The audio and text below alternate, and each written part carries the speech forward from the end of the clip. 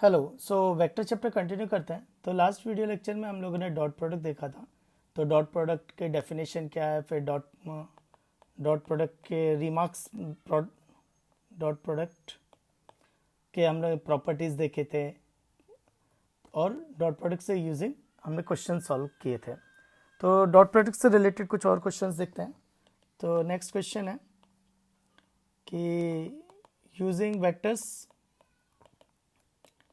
Prove that projection formula. तो actually देखो, मुझे क्या बताना है, पहला तो मुझे ये बताना है कि डॉट प्रोडक्ट कैसे काम कर रहा है क्वेश्चंस में, और दूसरा मुझे ये बताना है कि दूसरे चैप्टर के फॉर्मूले कैसे ये प्रूफ कर रहा है। तो वेक्टर कैसे ना दूसरे चैप्टर के फॉर्मूले प्रूफ कर रहा है। तो अभी पहले ये आता है कि प्रोजेक्शन फार्मूला क्या होता है। तो प्रोजेक्शन फार्मूला होता है, अगर there is a triangle A B C, तो ये ए बी जो है ए से बी सी पे परपेंडिकुलर डाला तो ए डी, तो ए बी का अगर मैं ए का मैं बी सी पे प्रोजेक्शन लेता हूँ, ए बी का मैं बी सी पे अगर प्रोजेक्शन लेता हूँ तो वो कौन आएगा, बी डी। तो एक्चुअली वो सी का हॉरिजॉन्टल कंपोनेंट है। तो सी का हॉरिजॉन्टल कंपोनेंट क्या होगा, सी कॉस बी। सेम ऐसे ही ये साइड बी है और इसका मैं बी सी पे अगर प्रोजेक्शन लूँगा तो वो कितना आएगा, सी डी। तो हॉरिजॉन्टल प्रोजेक्शन तो बी कॉस सी, और एक्चुअली ये लेंथ क्या थी, ए। तो A is equal to C cos B plus B cos C. याद करना भी आसान है, देखो सी बी बी सी, तो सोचो बी इक्वल टू क्या होगा, A cos C plus C cos ए। तो सी इज इक्वल टू क्या होगा, A cos B plus B cos ए। तो इसको बोलते हैं प्रोजेक्शन फॉर्मूला। अब इसी चीज़ को वेक्टर से करते हैं। तो इसी चीज़ को वेक्टर से करेंगे प्रोजेक्शन फॉर्मूला को। तो मैंने क्या किया, एक ट्रायंगल कंसिडर कर लिया। अब ट्रायंगल जो बनता है वो वर्टाइसेस से बनता है, A vertex, B vertex and C vertex. तो ट्रायंगल जो बनता है, तो इसकी साइड मैंने मान ली ए वेक्टर, बी वेक्टर और सी वेक्टर। ये ट्रायंगल लॉ से A vector plus B vector plus C vector कितना आएगा, ज़ीरो। ठीक है, तो A vector plus B vector plus C vector कितना आएगा, ज़ीरो। इसका ले लिया मैंने डॉट सी वेक्टर, तो a dot c plus b dot c plus c dot c is equal to zero. A dot c क्या होगा, a c cos of angle between them.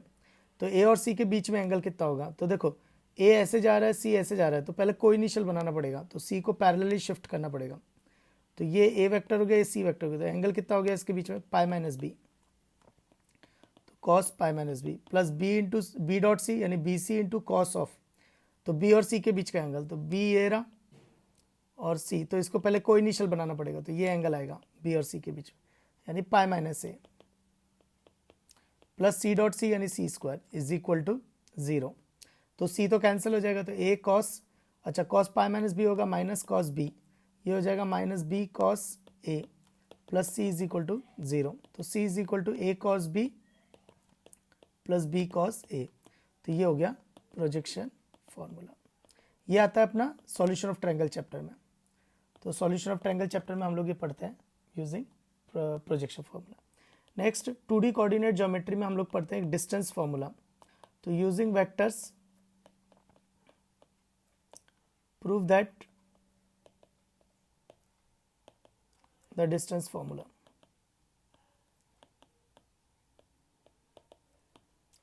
Using vectors prove that distance formula. तो distance formula कौन सा, 2D coordinate geometry में पढ़ते हैं। क्या पढ़ते हैं अपन कि एक लाइन की इक्वेशन दे रखी है, मतलब a x plus b y plus c is equal to zero, और एक पॉइंट पी है x one comma y one, तो उससे एक परपेंडिकुलर डिस्टेंस आएगी। तो वो डिस्टेंस क्या आती है, पॉइंट को इक्वेशन में रख दो, a x one plus b y one plus c upon root over coefficient of x square plus coefficient of Y square. ये मुझे प्रूफ करना है, ये मुझे प्रूफ करना है। तो ठीक है, तो ये मुझे प्रूफ करना है कि पॉइंट को इक्वेशन में रख दिया upon root over coefficient of x square plus coefficient of Y square. तो ठीक है, ये 2D कोऑर्डिनेट ज्योमेट्री है। तो लाइन की इक्वेशन अपन ने ले ली, a x plus b y plus c is equal to zero. तो ये लाइन की इक्वेशन दे रखे, a x plus b y plus c is equal to zero. तो और एक पॉइंट है p x one y one, तो इसका परपेंडिकुलर डिस्टेंस निकालना है। तो ठीक है, तो कभी भी जब एंगल बिटवीन वेक्टर्स निकालना है, एंगल बिटवीन लाइंस निकालना है, डॉट प्रोडक्ट। अगर लेंथ निकालनी है, डिस्टेंस निकालनी है, प्रोजेक्शन फॉर्मूला डॉट प्रोडक्ट। तो ये ए कोऑर्डिनेट, तो इसका वाई कोऑर्डिनेट 0 हो जाएगा, X coordinate minus C by ये बी, तो 0 comma minus C by B. तो होगा क्या, मुझे पी से इस पे परपेंडिकुलर डिस्टेंस निकालनी है, ये वो डिस्टेंस है। तो मैं क्या करूँगा, बीपी का इस लाइन के परपेंडिकुलर नॉर्मल वेक्टर पे प्रोजेक्शन लूँगा। तो नॉर्मल वेक्टर पे प्रोजेक्शन लूँगा। तो बीपी का अगर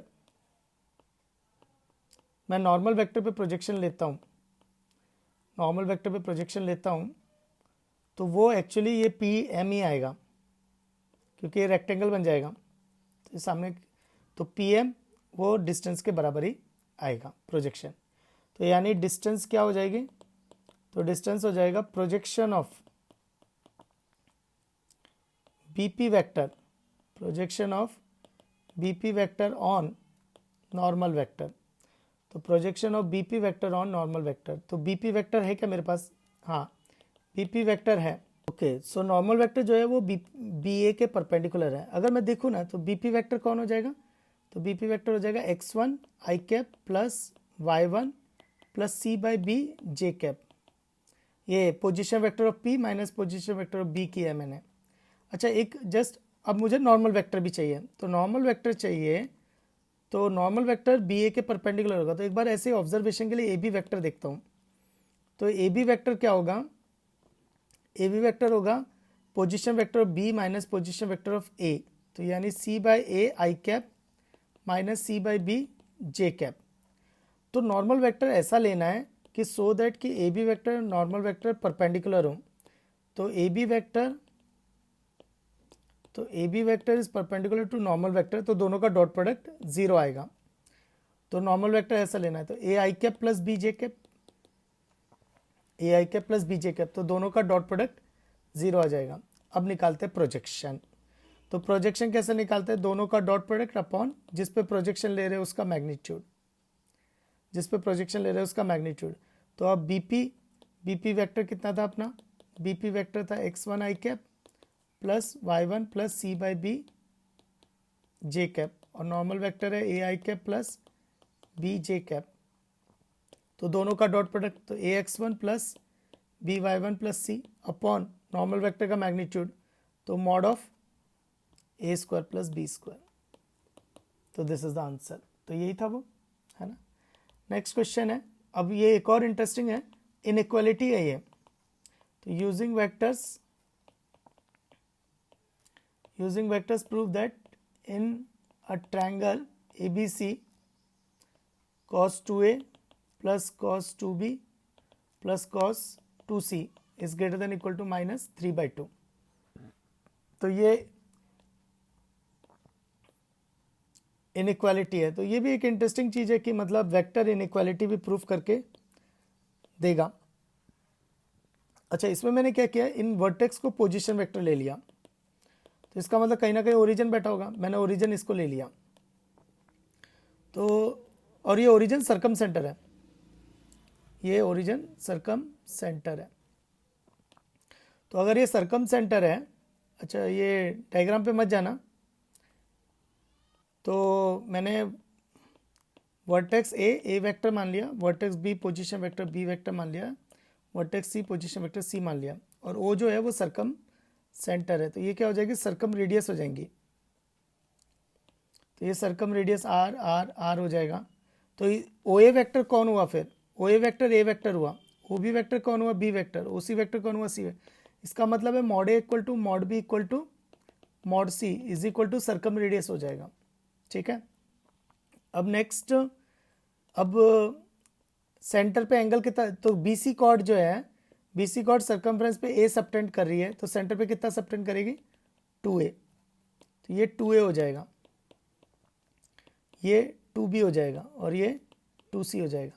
तो कहने का मेरा मतलब है कि 2a is A angle between b vector and c vector, 2b is A angle between C vector and A vector and 2C is a angle between A vector and B vector है, तो ये इसका मतलब है।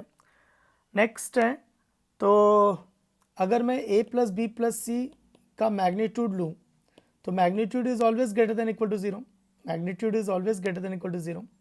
Next squaring both the side, तो squaring कर दी, तो डॉट प्रोडक्ट की प्रॉपर्टी, अगर ये मॉड ए स्क्वायर है तो मॉड ए स्क्वायर को ए डॉट ए लिख सकते हैं, तो ये हो जाएगा a plus B plus c dot a plus B plus c, तो is greater than equal to zero. अगर तुम इसको एक्सपैंड करोगे तो देखो a dot a square, b dot b square, c dot c square plus 2a dot b plus b dot 2b dot c plus 2c dot a is greater than equal to zero. Next a square क्या होगा, r square r square r square plus 2 times a dot b होगा magnitude of a into magnitude of b into cos of angle between them, तो cos 2c, तो ऐसे ही same यहाँ पे भी आ जाएगा आर स्क्वायर cos 2a फिर r square cos 2b is greater than equal to zero, तो ये आ गया 3r square plus 2r square into sigma cos 2a is greater than equal to zero, तो sigma cos 2a is greater than equal to -3/2, hence proved. तो ये बहुत interesting है कि इनइक्वालिटी भी वेक्टर से सॉल्व हो रही है। तो इम्पॉर्टेंट क्या है कि डॉट प्रोडक्ट कैसे यूज हो रहा है और कैसे दूसरे चैप्टर के क्वेश्चंस सॉल्व हो रहे हैं।